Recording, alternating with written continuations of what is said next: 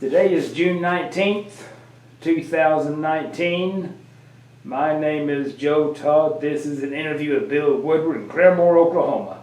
Sir, where were you born? Tulsa, Oklahoma, October the 19th, 1931. Who was your father? Didn't have one, just my mother, What's your mother's name? Wilma. Wilma. Wilma and my sister Bev and me. That was it. Wilma Woodward. All those years, Okay. You go through school in Tulsa? Holy Family. Graduated there. What year did you graduate? And I was in the Marines 48, 49, 50, and 51. I went in right after I graduated. Then when I got out of he's not there yet. You went in the Marines in 1951? No, in 48. 48? And came back while I was on the 20th Infantry Battalion, which was a reserve unit, and went to school and graduated 1950 while I was still in the 20th Infantry Battalion. Who was your favorite teacher? Her name was Sister Leo. Sister Leo. The principal. At what school? Holy Family. Holy Family. And you graduated from what high school? Holy Family. Holy Family. Okay. Why'd you join the Marines over the Army or the Navy or the Air Force? First to fight for right and freedom and to keep our honor clean. We were proud to claim the title of U.S. Marine. Yeah. And I had an uncle that was captain of Oklahoma A&M's team, went in the Marines after he'd had pro feelers. He was 6'3", 235, Jerry Bales, my mother's brother, and he was wounded on Iwo Jima, so he came back and didn't get to play football, but he made a doctor, and he made more money then probably than he would have as a pro player. Mm-hmm. But he was a gentle giant, and I'll never will forget one day we were sitting, the guy had no idea who I was, and we were just talking about different footballs. He said, "You know the toughest player I ever saw?" I said, "No." His name was Jerry Bales. I said, "That's my uncle." He said, "Lo and behold." He said, "I had no idea." Anyway, then my other uncle, Clyde, was on the USS Oklahoma when Pearl Harbor was bombed, and then stayed in the Navy, got out. What was his name? Clyde. What was his last name? Woodward. Clyde We took the name Woodward. Yep. And like I say, he lived in Long Beach where he passed away, and he gambled a lot, always won. And we'd go visit him back and forth. So anyway, I joined the Marines because, like I said, I thought they were the outfit to join. Yeah. I wanted to do something for the country. Where'd you go for boot camp? At San Diego. San Diego. How'd you travel to San Diego? Oh, well, I didn't know anything about the other one. It's Camp Lejeune. It's tough. Boot camp's tough. Did you travel? How'd you get to San Diego? By train or? Train. Train? How long did the trip take? It was, let's see, I'm thinking how many hours that took. It was several hours. There's a long story about that, but I won't get into that with another guy. And I knew my left from my right because I believed in the fighting for the country, the service, so they made me a squad leader. I was squad leader of the 4th Squad, platoon 15 in that year. 48? You see, that could have been, did I come back from the brig camp? I believe I did. Yeah, I believe I did, 48. Okay. Yeah. Now, do you recall the date that you joined the Marines in 48? Do what, say? Do you recall the date that you joined the Marines? No, not really. There was 4 of us. I can think of their names. Buddies went to join the Merchant Marine. Mm-hmm. They wouldn't take us because we were 16, but we got in the Marines. All of us at 16. How'd you do that? Lucky. There was Santiago Guerri, Jesse Pena, and Willie Medina, and then the guy that was San Antonio that they hooked up with the 4th in Tulsa. Wayne Parks, me, Wayne Dittmer, and Charles Scott. But how'd you get in the Marines at 16? Lucky, I was big, weighed 200 pounds and looked like a 18-year-old. And So did you tell them you were 18? no, Or did they- yeah, we told us whatever the next age was. I think 17, but it could be 18. Yeah. Don't remember that. Tell me about boot camp. It's tougher than a boot. And I would like to say, being a squad leader, I didn't have any ease with anybody, but I felt like that I was helping. And I knew my left and my right, didn't do anything wrong, didn't smoke, chew, cuss, or go with the girls that do. and not kind of, but I just got along real well because I was in shape anyway. Football season, I'd run 20 laps around Boulder Park to make sure I was in shape, and went 60 minutes in the games, the whole game. Do you want to know what happened when I got out of the Marines? I was discharged September 25th, 1951. Because of shrapnel in the right eye, that I no longer met the requirements for the Marine Corps. So when they discharged me, I actually went to Bacone Junior College in Muskogee. I enrolled before he got discharged. I went back and got discharged, then come back, and we were undefeated junior college champions in 1952 and played in the Rose Bowl. And so then I went from Bacone to TU. My coach was Tuffy Stratton. He went then to Arkansas Tech. I withdrew from Tulsa and went with him. He withdrew from Arkansas Tech, went to Arkansas State. I said, I ain't leaving again, Coach. I stayed at Arkansas Tech and graduated #1 May 1956. What type of training did you have in boot camp? Tougher than a boot. Tough. Just put tough, and that's it. Running, exercising, obeying commands, learning how to handle your superiors with respect. And that's what it is, respect. Tell me about your drill instructors. Well, we had 3, and one was named Polchin, and he was a corporal or PFC, and later he got transferred and killed a guy accidentally, and went to the prison, our Marine prison. And he was big and tough, but he just got too tough. And the master sergeant, and so help me right now, I can't think of his name, but he was a good man. It just won't come to me right now. And as he Polchin, and the master sergeant was a good man. He knew, and a corporal that was a veteran of I think World War II, yeah. And I can't think of his name either right now. But the corporal was a good man, so was the master sergeant. Polchin, I remember because of that incident later. I hadn't thought of them in years, but I hate that I can't think of them because they were really good. They were tough but fair. Mm-hmm.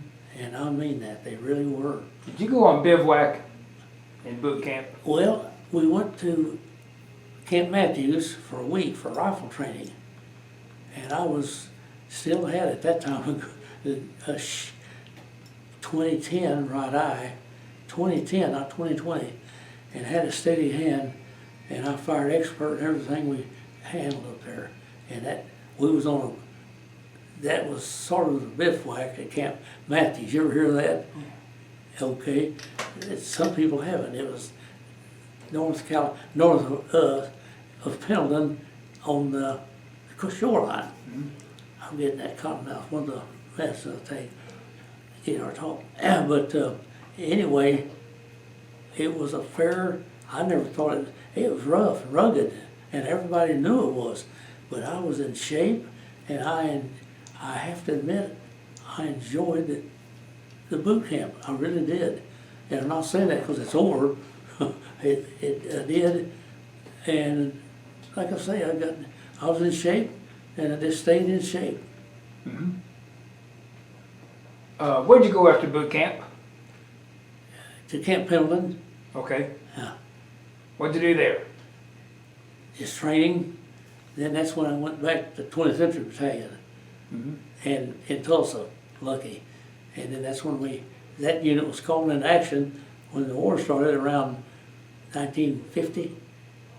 Yeah, right. Now, were yeah. you in the reserves at this time?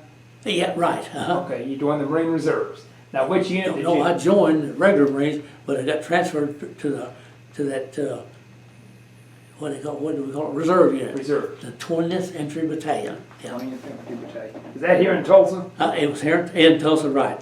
Okay. I say here because it's almost. Now, when were you called to active duty? That was, let's see, that would be, let's see.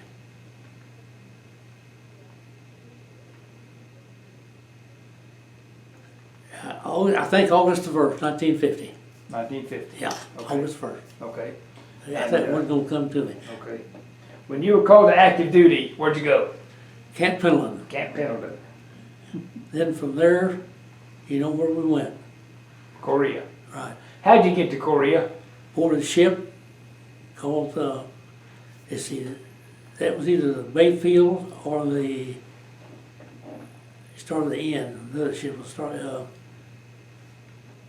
let's see, the Bayfield or the, there was another ship.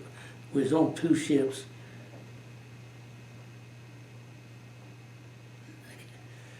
Bayfield and they came to me right now. Okay. The second one. Now remember the ship later we come on, the General Edwin D. Patrick.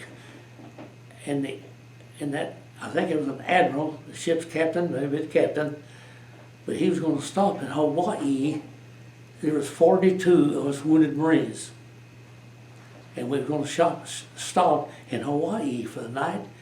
And boy, oh no, please, in all 42 rallied, please don't stop. That's one more night. He circumvented the Hawaii stop, landed in Frisco. And we all thanked him, jumped off the ship, kissed the deck, and now I wish we'd have stopped and got to see Hawaii for that night. Yeah. Late. Whenever you boarded the ship heading out, you boarded the ship in where's? San Diego? Yeah, right. That's it. And to go over, yeah, it's San Diego to go. Okay. And we landed in Frisco coming home. Okay. Yeah, When right. you were on the ship heading out, what were you thinking? Well, we knew we was going to get in battle. We knew it. And so we were looking forward to fighting. Nobody, I don't remember a scared person. All of us was ready to go and anxious to get the enemy. And I mean it. How long did the trip take? Let's see, a few days without remembering exactly. Yeah. How'd you pass the time on the trip? Let's see, what did we do? Exercise, ate, slept, and wished. And wished. Don't tell me what the wishes were. What did they tell you in case the ship was sinking? Did you say that? What did they tell you to do in case the ship was sinking? Well, they had life rafts, and we wondered if we would all fit in them. We actually wondered that, and that was what we would do. And we actually wondered if the ship got sinking, what we do. And I almost saw that other ship, the Bayfield, and sort of the end, but it didn't come to me. Yeah. Now, where'd the ship land? And I can remember that too. You land Down south. in Korea? No, Japan. Japan. Yeah. Then we went in that other ship and landed on September 15th, 1950, at Incheon. How long were you in Japan? It would be a few days. It wasn't that. Gosh, I can't even remember that long because we just all the time ready to go into Korea. Okay. I was in Baker 111 as we talked. You know what 111 is? What's that? Baker Company, 1st Regiment. That was let's see. Bill, first time. 1st Battalion, 1st Regiment, 1st Division. I said fast. 1st Battalion, 1st Regiment, 1st Division, Marine Corps. Okay. Baker Company, all those three. B111. Okay. So tell me about getting off the ship at Incheon. What'd you do? We landed, okay, we under fire. That was, we was in battle when we landed. And we had a fellow with us that joined from San Antonio. There's 4 from there, 4 from Tulsa. We become buddies. One of them was Jesse T. Pena. He went back through boot camp so he would know all the Marine items that you needed to know. He was I think, a Navy Cross winner, World War II, driving one of those boats that landed the Marines and killed several Japs, and I think won a Navy Cross.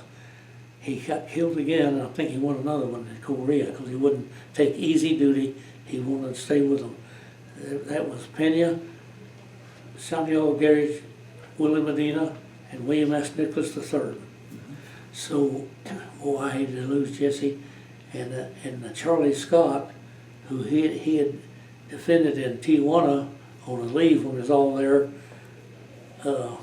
We knew he was brave, for sure, and Charlie and I were good friends in Tulsa growing up. In a team together, played, and Charles Scott. Well, anyway, okay, that was that. Filled it all in. And there goes a group. That might have been the ones that wanted me to be with them. I don't know. Anyway. What'd you do in Incheon? We weren't, that was the battle. We landed and kept going through John Boo, and then the capital, Seoul, and then north when the Chinese communists coming in. And I was wounded 3 times en route.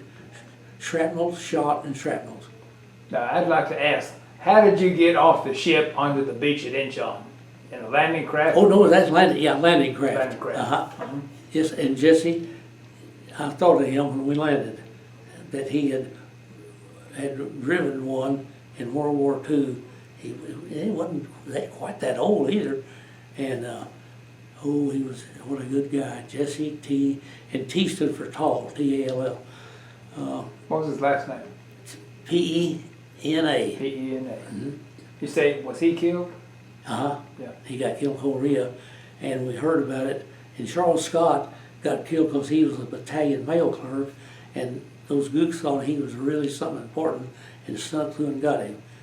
And they, in turn, got for sure, too. And, of course, I've got a letter, a copy, that my gunner named Philip York wrote that I saved his life and some other action. And I got a copy of that letter he wrote, and one of the men at Post 1 in Tulsa, named Gordon Harmon, G-O-R-D on that, yeah, was going to write the president and send that letter because I never got a medal. And he said, how come you did? I said, don't ask me, I just did my job. And he said, man, that letter rated some kind of a medal, and I'm recommending you for a Congressional Medal of Honor. And so wrote the president 2 years ago. He said, never have heard of the thing. I said, if I get it, I'm going to jump up and down and say, yeah, look here. How long are you at Incheon? It was just, the landing, and just, we went straight through to, another little old town. Ushanbu? There was another one besides this, see. And I'd have to look at the map now and see the name. That's where Albert Collins got killed. We had a dike. We were firing across that dike there just before we got to the, oh shoot, I can't think of the name, at that dike, and the enemy was firing at us, and Albert was in the 6th squad, I was the 5th squad leader, and he went across, got shot, and a guy named Carl Zog said, "Oh," he said, "Where you hit, Albert?" He said, "I don't know, but it hurts." And it had gone through his back and hand, and he went ahead and set that machine gun up and fired on the enemy. And he won a Navy, we put him in for a Silver Star, and he won a Navy Cross for that. And then my first ammo man was named Jack Trader, and he said, "Whew," we were firing, he was right next to me. He said, "Whew, they're getting close." And as he said that last close, he dropped. And one of the guys raised his head, and there was 3 right there sticking out. They hollered, "Corpsman." I said, "They don't need a corpsman." That's it. Pulled him on down, and we then got the rest of them and got him.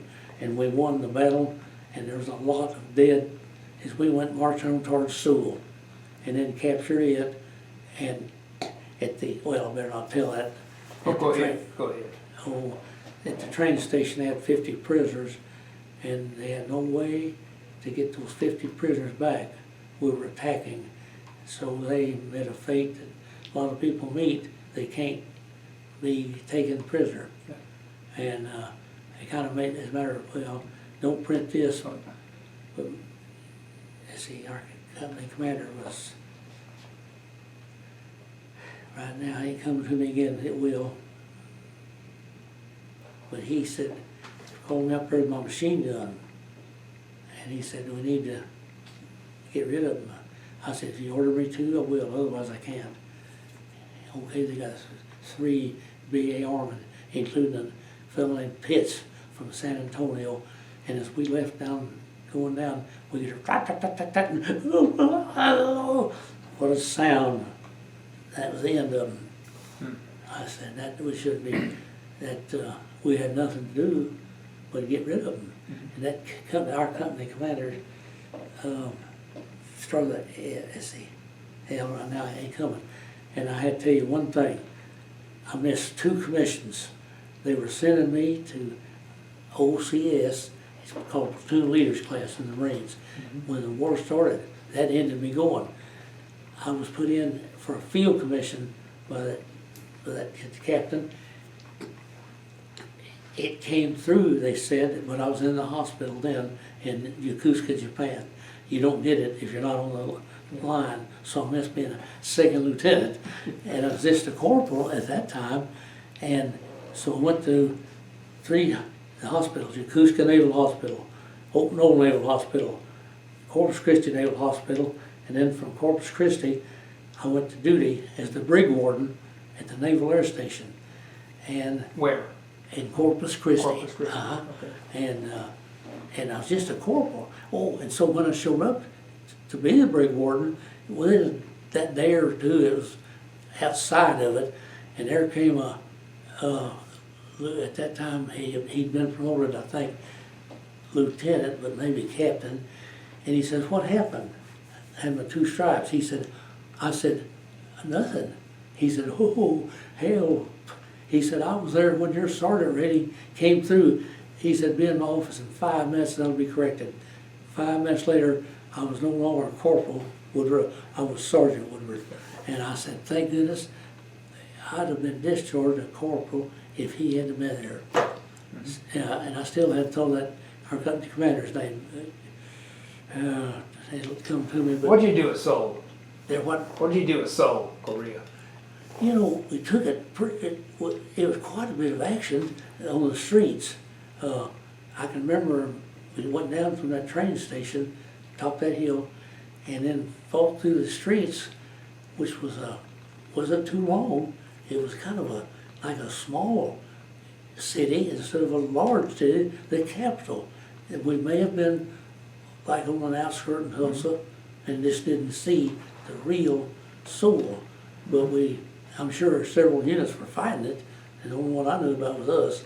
And we did our job, and then went north to Kotari. Where? Koto, K-O-T-O-R-I.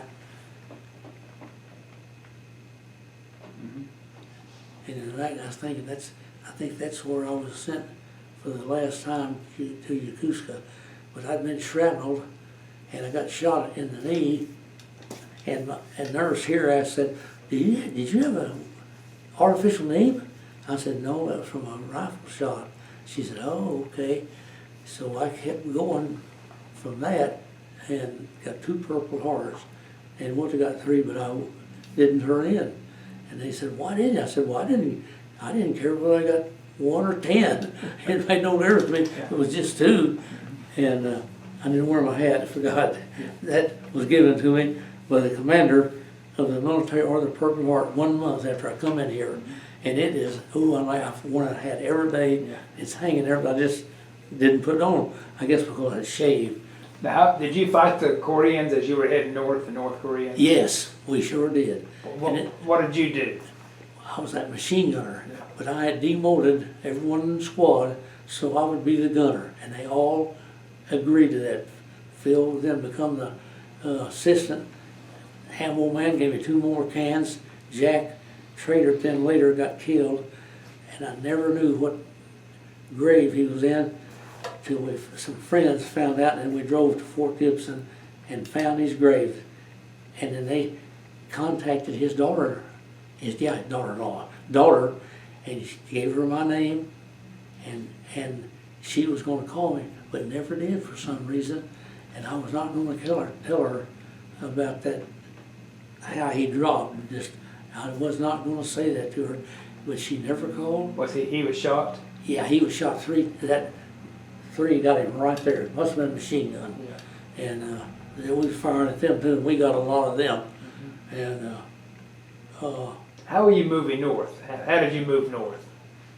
fighting, foot. Foot. We traveled a little bit. I can remember being on a Jeep for certain areas, but only once. I can remember being on a Jeep and jumping off that thing and seeing Jeeps, before that seeing Jeeps go by, was wounded, and then we left the Jeep back on the ground fighting again. It wasn't very long on the Jeep travel, it was foot travel, and all machine gun. And that one letter that Phil wrote kind of tells more than I can remember now, because it was back then. Yeah. What machine gun did you have? 30 caliber, air cooled light. Is that the M60? No, 30 caliber. 30 caliber, 30 caliber. Air cooled. Air cooled. And the tripod was broke. And in one of those sessions when they was attacking us, the tripod was broke, so I used it in my hand and got a few of them like that. Mm-hmm. And Phil spells it out. I hadn't looked at that.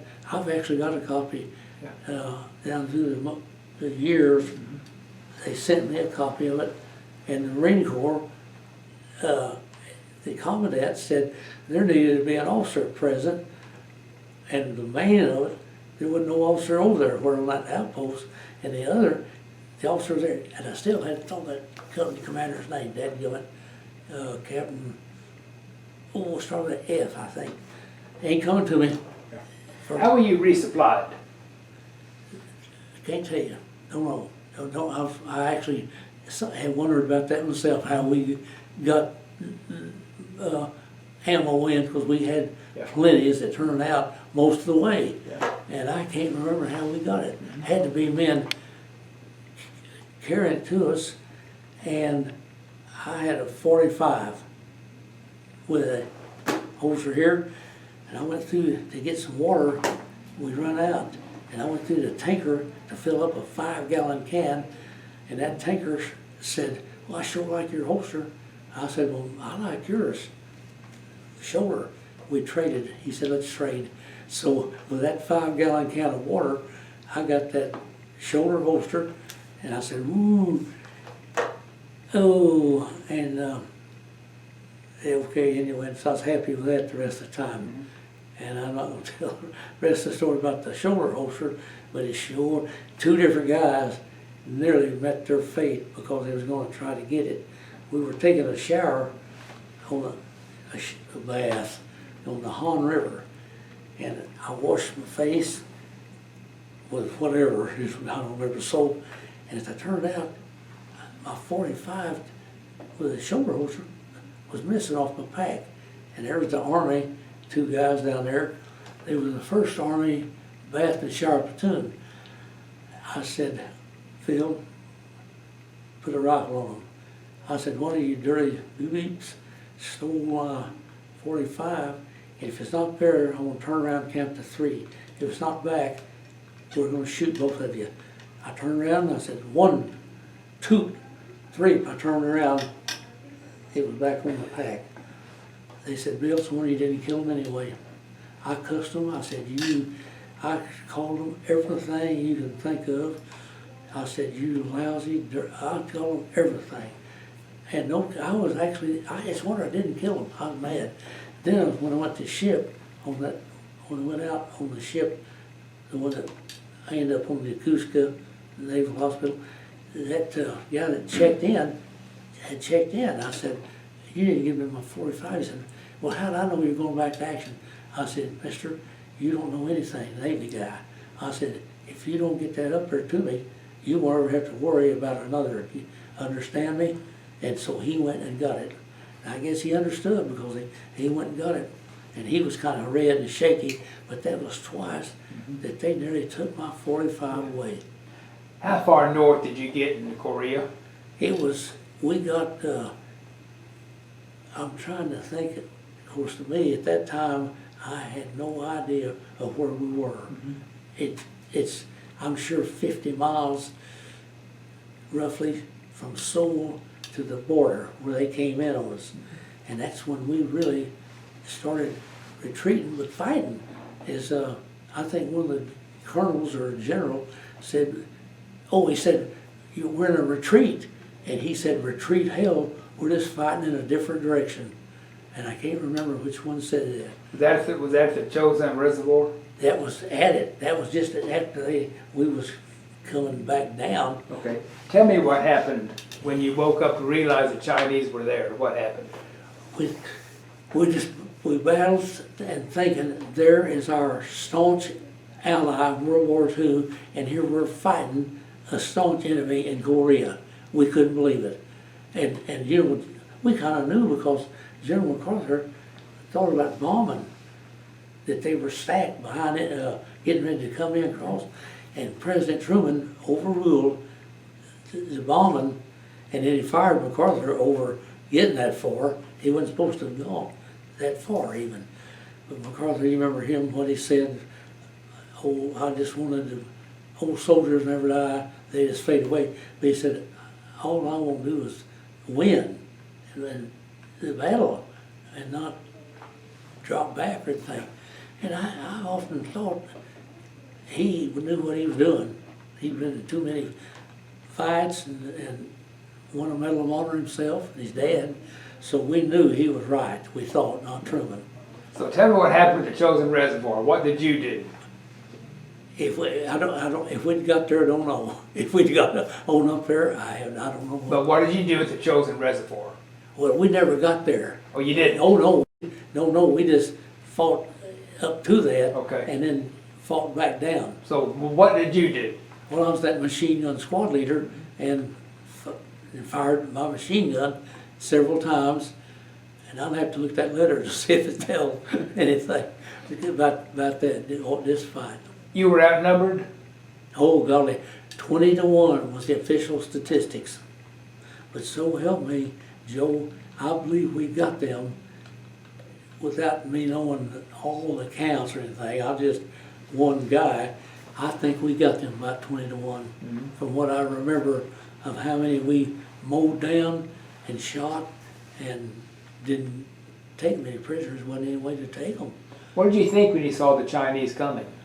Well, it was just we had heard that, rumored that they was going to come in, and that talk about bombing them, and we thought, well, those son of a guns from changing from a friend to an enemy. Yeah. And that's what we thought. I still think it to this day. And they said, well, you know why? You probably remember because you're a historian type, was because of Mao Zedong. Was a communist leader, took over and changed the, what would you call it, the outlay of the thinking, and we couldn't, like I say, we couldn't believe it. When the Chinese attacked, what did you hear?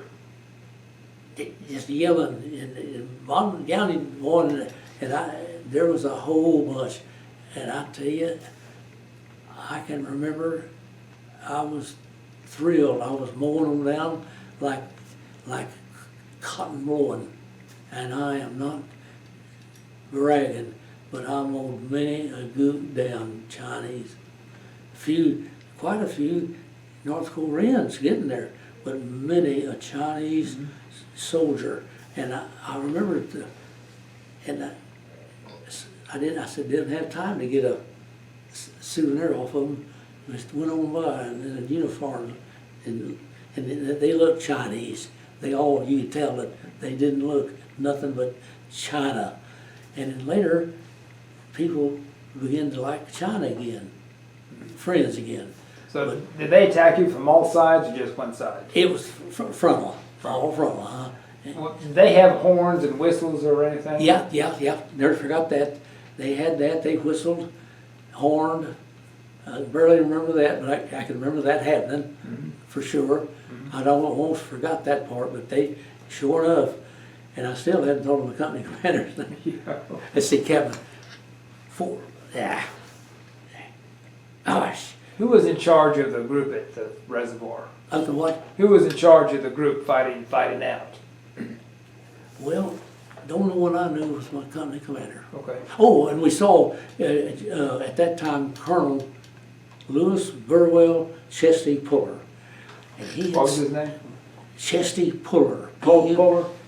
His name was Lewis Burwell Chesty in parentheses Puller. He was a colonel at the time, and he had told Marines, and I'd heard him say that because the Marines told me they weren't a friend. He told me that he said, if you ever want me, look out about 10 yards or something like that in front of the lines. Well, I thought, that sounds like he's doing his job or crazy or something. Okay, we were attacking into Sewell, and all of a sudden, Phil and I was on the fire, and they weren't far away. It's about like that row of cars out there. And all of a sudden, here went a Jeep about 10 feet from us. We was on the edge with that, I think it was a corporal driver, and that was a bouncing, and there he was. We said, good Gordon Seed, that's true. He is 10 feet out in front of the lines. And then they went on, and he was hollering and waving. They went on around, and we then went off to the left. See, that was well before we got to Sewell, because we had a company. What do you call the guy that's the long distance shooter? Sniper? Yeah. The head was a gunnery sergeant, and he was firing down at that town, at some village, the edge of it, and quite a ways. It was from here to that tree line well over there. And he said, you know how you tell if that's a civilian or an army or soldier? I said, no. He said, if they come over to get him, they was a civilian. If they leave him, only a soldier. I went, oh no, I hate to hear something like that, because I was not one to kill a guy at my feet. And I can't think of his name either right now. Still ain't the commander. But anyway, we whipped them, and that was what counted. We outgunned them, we outfought them, we out everythinged them, and even outnumbered 20 to 1. The Marines got them, and there was a guy named in Tulsa. I'm sure he's dead now. He's way all over me. Was in the Army, and we brought some of them, saved them, and so he called himself an honorary Marine and returned to our Marine Corps League meetings. And his name was James Beast, Jim something. Some of those league guys will know him. It's going to be here tonight at 6. Yeah. And James B. But he called himself an honorary Marine. He said if it wasn't the Marines, I wouldn't be here. And so I said, well, yeah, maybe that's partly true of each of all of us. If it wouldn't be for our buddies, we would be here. And like Philip said, he said, well, I could dispose of that guy close quarters. And Phil said, Bill, you can have anything to eat or drink as long as you live. And another guy said that to me later.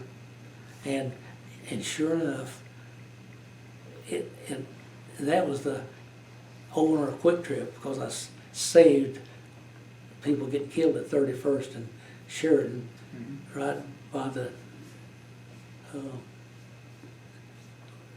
freeway up above.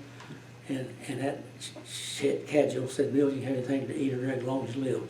And I said, well, thank you. I never ate that much, but I drank a cup of hot chocolate, that cappuccino, fat-free French vanilla, came to me every day around the stores. And they all knew me. But Mr. York wouldn't let me buy a beer. And I said, Mr. York, I said, I'd save my own hide too. He said, I don't care, you ain't buying no beer. My son said if it wasn't for you, he wouldn't be alive. He was named Theodore Roosevelt York, and then Phil was Philip Murray York, my gunner, tall guy, married and had 12 children, lived out in Wagner. How far did you fight to get out? I was wounded on the way back down, and it took me out on a Jeep. Okay. Down the halfway back down to the lines and out to that hospital ship. And you talk about good treatment there, and then that was Yokosuka Naval Hospital, and then one right across the dadgum bay there. And then it took me back on the General Edwin D. Patrick, and that's the best food I ever got in the Marines. I couldn't believe it. That ship's captain had the best food going, and I remember that. Yeah. like, I hope I've told you everything I know. Yeah. So you were at so you were the brig guard at I was the brig warden at Corpus Christi. Corpus Christi. Uh-huh. Now, when did you get your discharge? I sat there on the 25th, 1951, right there. Yep. Yeah, and I didn't want to get out. But my right eye from that shrapnel reduced it from 2010 to 14,480, and that no longer met the requirement. I said, well, gosh dang it. I said, all I've done, and treat me like you appreciate me, and then I can't stay in. Now, when did you get shrapnel in your eye? Where did that happen? That was up in hand grenade up north, and I was going down and thought I could get a. When I saw that come out, I started from the deck. It's cold, and oh no!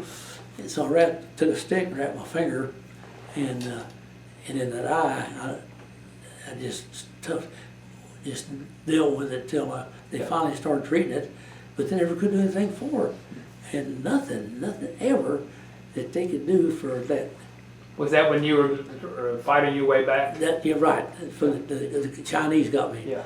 And like I said, got shrapneled, and then earlier than that rifle shot and then hand grenaded, and then that finished me. About that hospital ship I went, and those nurses treated me, you talk about like a hero. Whew. I said they were beautiful too. Oh, mercy. What did you do after you got your discharge? Okay, I was already enrolled at Bacon, so I'd come back, went back, got my discharge, went there, enrolled. I was already enrolled, and we played football. And I was trying to think of a guy that everybody might know. Let's see.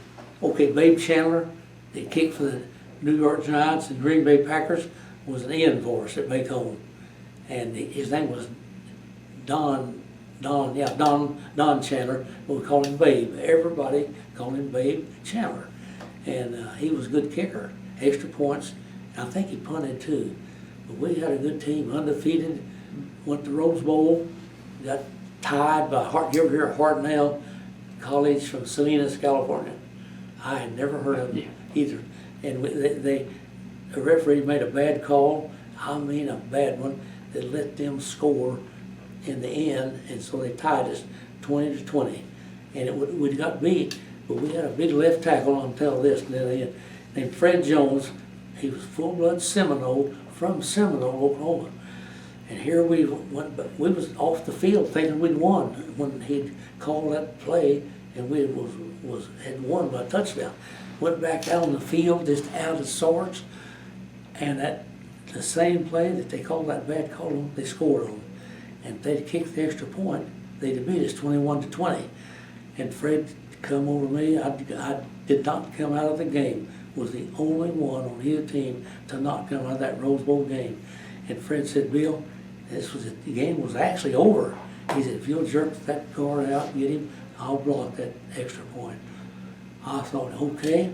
And I anticipate that count, Joe, and I used everything in me to grab and jerk right on that nose. Fred shot through, hit right there. There went the ball. Game saved, 2020. And the mayor come over and said, oh, and a lot of people saw that film later. My son said, Dad, how could they have called that way? I said, we wondered this to this day. And I was kneeling down one time, the play was way around, already over, I was kneeling, and my son said, Dad, I see you, what did he call it, taking it easy. I said, well, that was the only time the play was around the other side. But he called me kneeling down, but I was the only one to come out of that game, and luckily made All-American junior college guard. So where'd you go to work? Okay, I got out of the college and I went to work for Western Auto. I was assistant manager at Oak Cliff, number whatever that was, up in Oak Cliff, Dallas. Then I went to Fort Worth as manager, number 1. My wife said, I cannot stand Fort Worth. So we moved, and a woman that took care of a little girl who was already born said, oh, we'll miss Mona. She said, we'll miss her. And we came back, and then I joined the sheriff's department in Sinclair on the side. So I had 2 jobs making actually double money by being what they call whatever they call the head of the security for Sinclair under H.B. Smith was Sinclair. So I had that double money, and my mom was in the Tulsa Christian Care Center, and if I hadn't had that good money, Joe, I couldn't have paid $1,100 a month to keep her in there. And she said, Bill, you don't have to come see me every day. I said, Mom, I don't have to, I want to. Yeah. And I meant it. And she passed away at 90 years old, and we hated it, and everybody else loved her. I'll see those kids, they'd say, your mother's the sweetest woman we ever saw. And I said, well, thank you. And I said, they knew me's coming every day. Well, anyway, Joe, it's nice to meet you. And your last name, Todd? Yes. Would you join the Marines again? Well, at this at this age and shape, listen, I'm gonna tell you. Used to say, no ex-Marines, former Marines. Now, once a Marine, always a Marine. I'd like to do a word association. I'll give you some words and you give me your reaction. The first one is boot camp. I can remember how tough that was. Got us ready. USS Mayfield. Yeah. Let's see.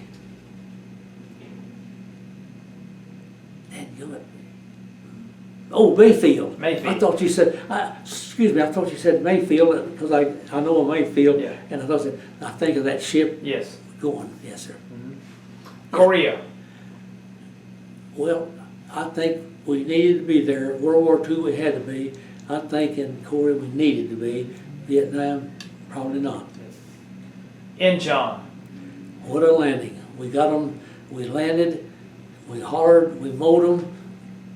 I remember us lying on the beach with a buku and keeping going and knowing we was whipping them already.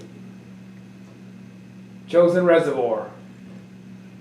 The chosen few. Chosen few.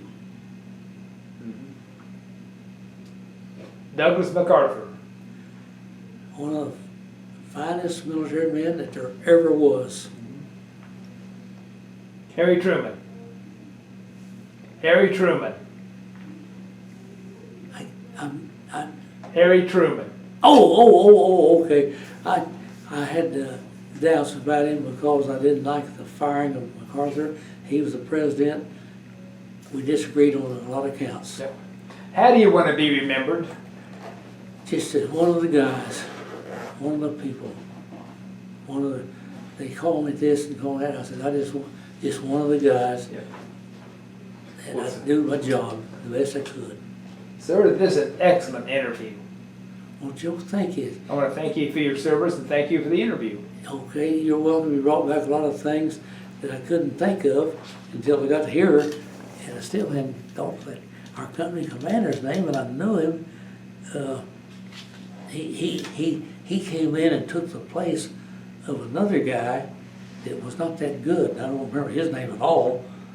And one of those actions was that machine gun. I had got about 20 running across a field over to where that other captain was, and so he knew what happened. And there, I don't think it was ever mentioned. That was it. And I don't remember his name, so I can't say. And I still can't remember F4. Hey, when it comes to me, I'll holler at you. Okay. Well, thank you. Well, thank you for the patience, and I'll get back up there, get my hair combed a little bit. Yes. And what time is it, Joe? It is a little before 3 o'clock. Okay, not as late as I thought, thank goodness. Okay. And I said, we had Marines that I was proud of. Jesse Pena, this is between us, was one of the best men. I could almost tell you a story about down in Tijuana. Charlie Scott that got killed, Korea, we were together down there, and we missed Charlie. It been quite a while. Went to the restroom, and there he was up on the back of a toilet stool with one of the most beautiful Mexican girls that I ever saw. There was a Mexican actress a few years ago, and she was prettier than her even. And I said, Jesse, Charlie's in there. He went in there, and that Mexican had a knife on Charlie.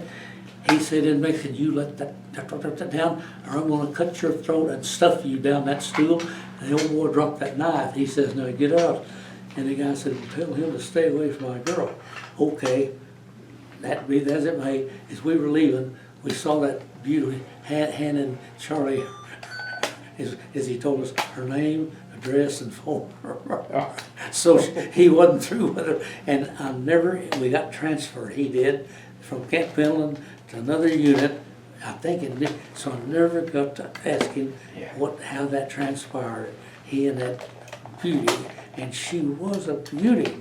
I am not kidding you. I think of her, I just see her in that Bill and her pretty. Well, anyway, and Charlie got killed as the battalion mail clerk, and just around September the 21st. That's the first time I voted. Yeah. In October, okay. And people said,